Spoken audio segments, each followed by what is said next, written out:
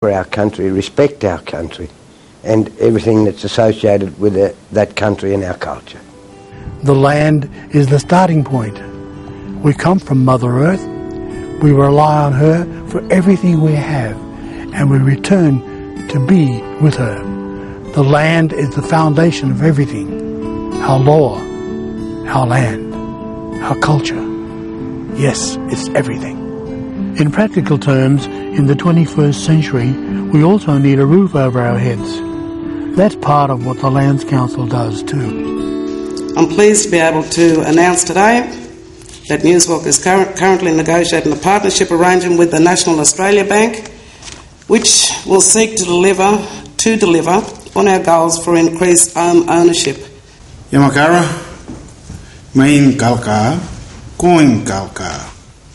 This is my greeting today in the Yampa language. It is the mother tongue of my people.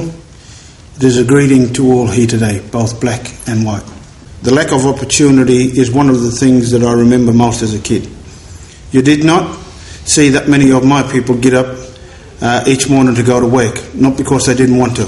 What drives me is my mother's struggle and the fact that we had limited access to resources, education, food, the basic essentials.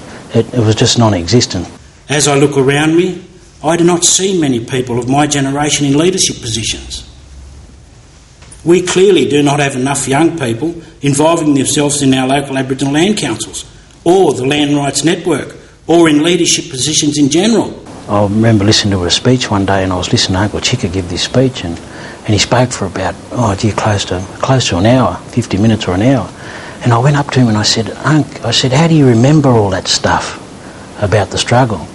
He said, son, I lived it.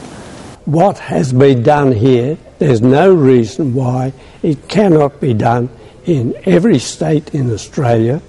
And having set the groundwork here, it will be that much easier for other states to follow our example.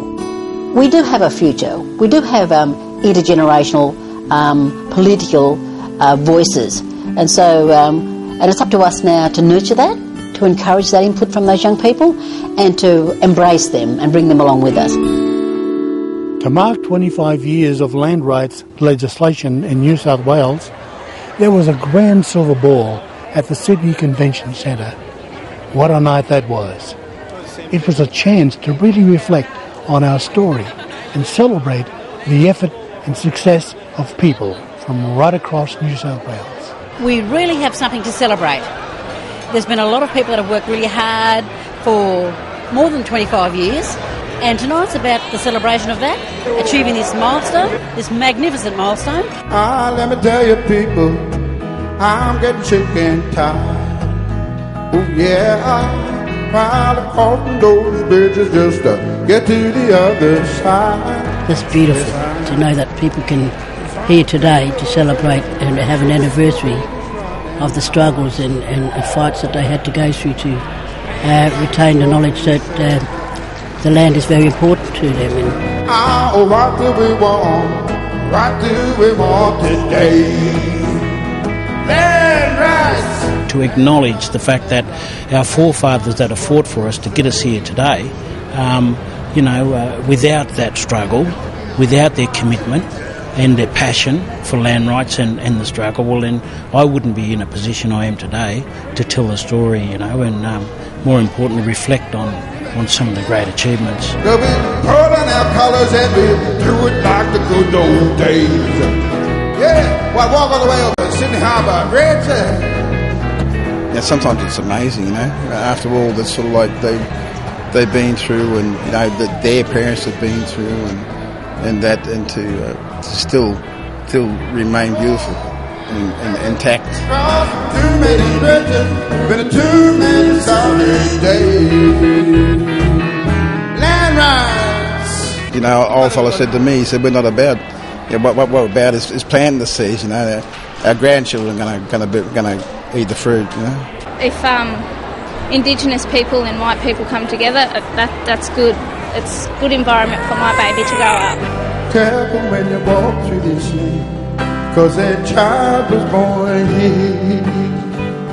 it was, and that child was born there.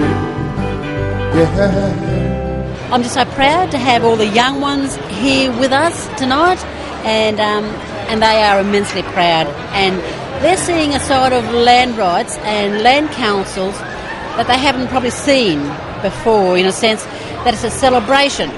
And I'd just like to pay my respects to all my brothers and sisters and all the elders. Many thanks and for all the sacrifices that you've made over the years for us as young Indigenous people, and also the platform that you've left for us has been absolutely amazing. I know that I've learned something from it, and I continue to every day, so thank you.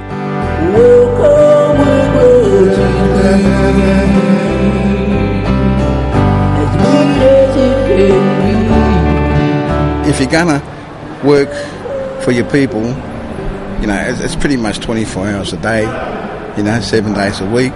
But that's the way. But if you're really determined, and man, what you get back is so much. It's a little bit selfish sometimes. You get so much back from the people, you know, and that's what keeps me going, brother. Huh? To come from the mothers for their sons and the daughters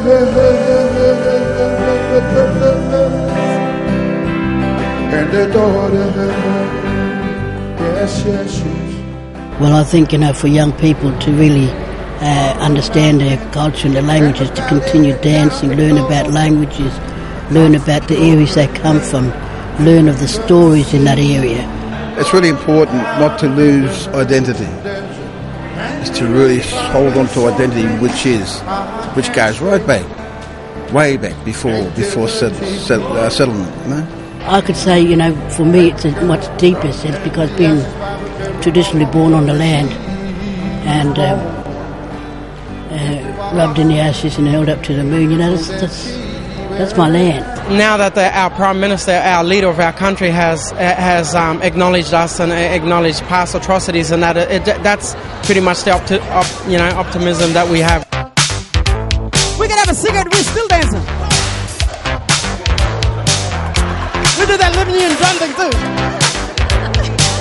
We can have a drink, we're still dancing. We go back, we know how much that drink costs. That apology and the way the non-Aboriginal people and the general public in Australia have embraced it has really sort of lifted us to that next level, where I'm proud to be an Aboriginal person in this country. Can you feel it? They've held their heads, they're beautiful, proud, and their dignity has remained intact. A lot of the old people, and through it all, Can you feel it? Like, wow, finally we have a really good leader in our country that really acknowledges us, and now that's probably why they're feeling so